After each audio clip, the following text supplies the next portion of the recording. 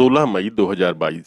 Supreme court में पिछले हफ्ते जब भारत के राजद्रोह कानून पर बहस चल रही थी और जब सीजेआई एनवी रमन्ना ने इस कानून पर रोक का आदेश पारित किया, उसके ठीक एक दिन पहले भारत के सॉलिसिटर जनरल तुषार मेहता अदालत में थे और इसी मुकदमे में उन्होंने अपना पेटेंट झूठ बोला। तुषार मेहता ने सुप्रीम कोर्ट से एकदम सफेद झूठ बोला कि राजद्रोह के मामलों में एफआईआर और इन्वेस्टिगेशन राज्य सरकारें करती हैं। राजद्रोह के मामले में केंद्र यानी मोदी सरकार ऐसा नहीं करती है।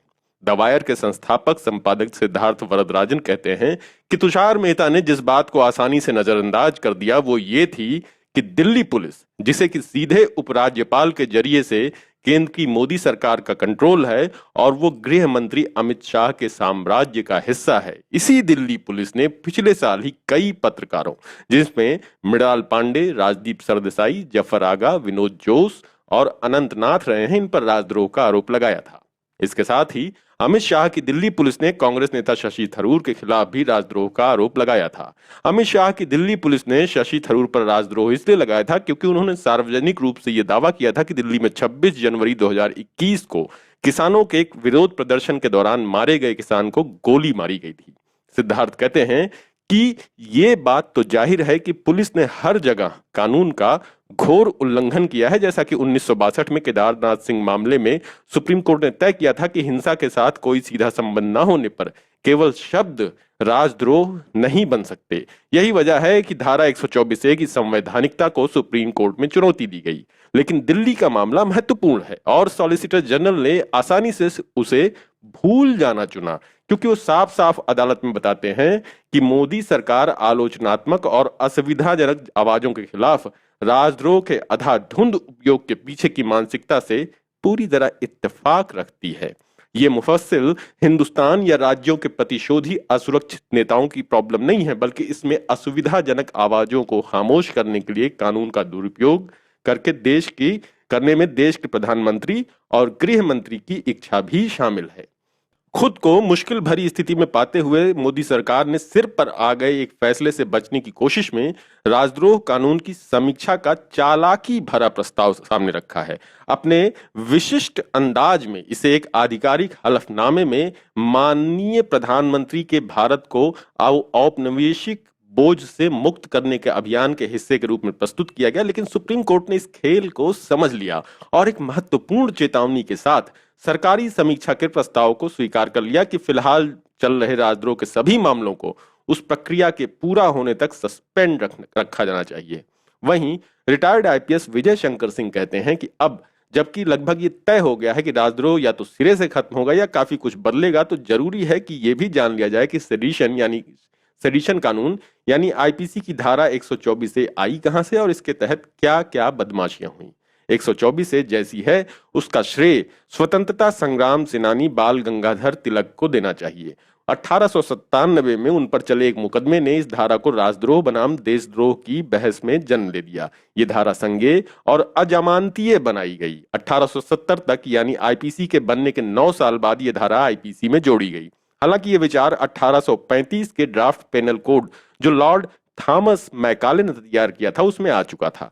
जब यह धारा जोड़ी गई तो इसके जोड़ने का उद्देश्य ब्रिटिश राज के विरुद्ध किसी भी प्रकार के जन असंतोष को दबाना था, जो 1857 की क्रांति को कुचल देने के बाद देश में कहीं ना कहीं उभर जाया करता था।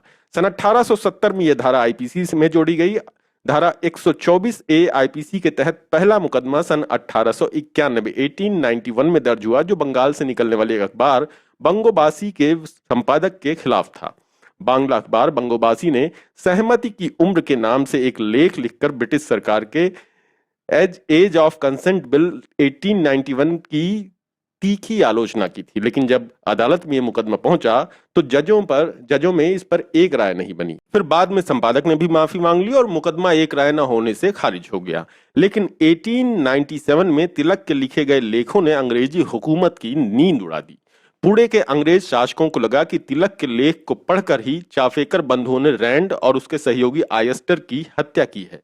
तिलक के खिलाफ 124A के तहत राजद्रोह का मुकदमा चलाया गया। गजब तो ये कि इस धारा में असंतोष को पढ़ना था डिसफेक्शन, लेकिन पढ़ा गया डिसलॉयल्टी, और ये गैर वफादारी राज्य यानी क्राउन का विरोध माना गया। इस प्रकार असंतोष राजद्रोह में बदल गया। तिलक को इस अपराध में सजा हो गई। वो पहले व्यक्ति थे जिन्हें अपने लेखों के कारण राजद्रोह की सजा भुगतनी पड़ी। इसके एक साल बाद उनकी मदद के लिए जर्मन अर्थशास्त्री और न्यायविद मैक्स वेबर सामने आए। उनके मुकदमे की अपील में नई तरह से बहस हुई और सेडिशन की व्याख्या नए सिद्धांत के हिसाब से की गई। ये थियरी स्ट्रेची की थी, जिनके मुताबिक उपनिवेशवादी ताकतें अक्सर अपने अपने उपनिवेश में आजाद पसंद लोगों के विरुद्ध उनको प्रताड़ित करने के लिए राजद्रोह का बेजा इस्तेमाल करती रहती हैं, जबकि ये एक प्रकार की अभिव्यक्ति है। एक इस बार तो तिलक एक साल के बाद ही छूट गए, पर केसरी में लिखे एक दूसरे लेख की वजह से उनके खिलाफ 1908 में 1908 में फिर 124A का मुकदमा दर्ज हुआ, जिसमें 1909 में उन्हें 6 साल की सजा मिली, जो उन्होंने मांडले जेल में काटी। इसी मुकदमे में तिलक ने अपना पक्ष रखते हुए ये कालजयी वाक्य कहा था कि स्वराज मेरा जन्म सिद्ध अधिकार है और मैं इसे लेकर रहूंगा। इस वाक्य को राजद्रोही माना गया। 1897 के बाद 1922 में यही मुकदमा महात्मा गांधी पर चला। गांधी जी ने अपने पत्र यंग इंडिया में ब्रिटिश शासन की नीतियों की तगड़ी आलोचना करते हुए कई लेख लिखे थे। गांधी जी ने इस कानून को ही जन विरोधी और दमनकारी बता दिया और यह भी कह दिया कि उन्होंने ब्रिटिश राज के विरुद्ध लेख लिखा है और ये राजद्रोह है, तो वो राजद्रोही हैं। फिर महात्मा गांधी को भी 6 साल की सजा मिली थी। भगत सिंह के ऊपर भी यही मुकदमा चला था। हालांकि उनके ऊपर सैंडर्स हत्याकांड का भी मुकदमा चला था, जबकि भगत सिंह का नाम इस मुकदमे की एफआईआर में भी नहीं था और राजद्रोह साबित भी नहीं हो पाया था। लेकिन भगत सिंह अंग्रेजों के लिए बड़ा खतरा बन सकते थे और अंग्रेज उनकी वैचारिक सफाई और उनकी मेधा को जान गए थे। उनका एक ही उद्देश्य था कि भगत सिंह को फांसी पर लटका देना, जो उन्होंने 23 मार्च 1931 में कर दिया। आजादी के बाद जब संविधान सभा की कार्रवाई चल रही थी तो 29 अप्रैल 1947 को इस धारा पर लंबी बहस हुई। सरदार पटेल ने केवल भाषण और नारों को सेडिशन मानने से इनकार कर दिया। कम्युनिस्ट पार्टी के नेता सोमनाथ लाहिड़ी ने कहा कि ब्रिटेन में भी जहां से यह धारा इंपोर्ट की गई है, सरकार के विरुद्ध कुछ भी तीखी बात या नीतियों की निंदा की जाए तो वो तब तक राजद्रोह नहीं माना जाता है जब तक कोई ऐसा उपक्रम न किया गया हो जो देश और राज्य के विरुद्ध युद्धात्मक हो। संविधान सभा में लंबी बहस के बाद यह सहमति बनी कि केवल आलोचनात्मक और निंदात्मक भाषणों के ही आधार पर किसी के विरुद्ध यह आरोप नहीं लगाया जा सकता। यह अभिव्यक्ति की स्वतंत्रता के खिलाफ होगा। इसलिए इस धारा में संशोधन किए गए। संविधान सभा ने सेडिशन शब्द को ही यह मान लिया कि यह केवल बाल गंगाधर तिलक को दंडित करने के लिए गलत तरीके से परिभाषित और व्याख्यायित किया गया था, जबकि असंतोष और राजद्रोह में अंतर है। संविधान सभा के एक सदस्य ने कहा कि जन असंतोष को मुखर करके ब्रिटिश राज की आलोचना में तो हम सब शामिल थे। अगर आलोचना का ये मार्ग बाधित कर दिया जाएगा तो सरकारें निरंकुश हो जाएंगी। अब हमें इस धारा से मुक्ति पा लेनी चाहिए। 26 नवंबर 1949 को पूरे हुए संविधान ने सेडिशन शब्द से तो मुक्ति पा ली, लेकिन आईपीसी में यह धारा बनी रही।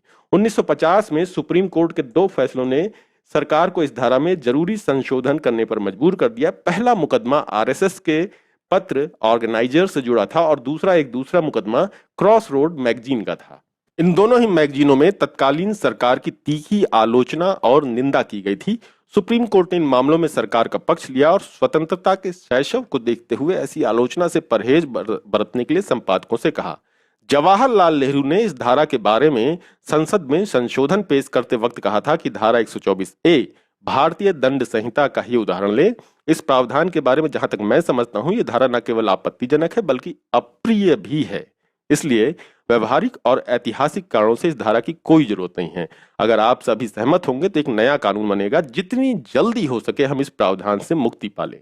हालांकि नेहरू के इन शब्दों में कही गई अपनी बात के बावजूद ये प्रावधान आईपीसी में बना रहा, लेकिन नेहरू के संसद में कहे गए शब्द और उनकी भावनाएं इस जुर्म के ट्रायल के समय अदालतों द्वारा स्वीकार किए गए और 1950 में ही धारा 124A के तहत दर्ज किए गए मुकदमों में से कुछ हाईकोर्टों ने अभियुक्तों को बरी कर दिया।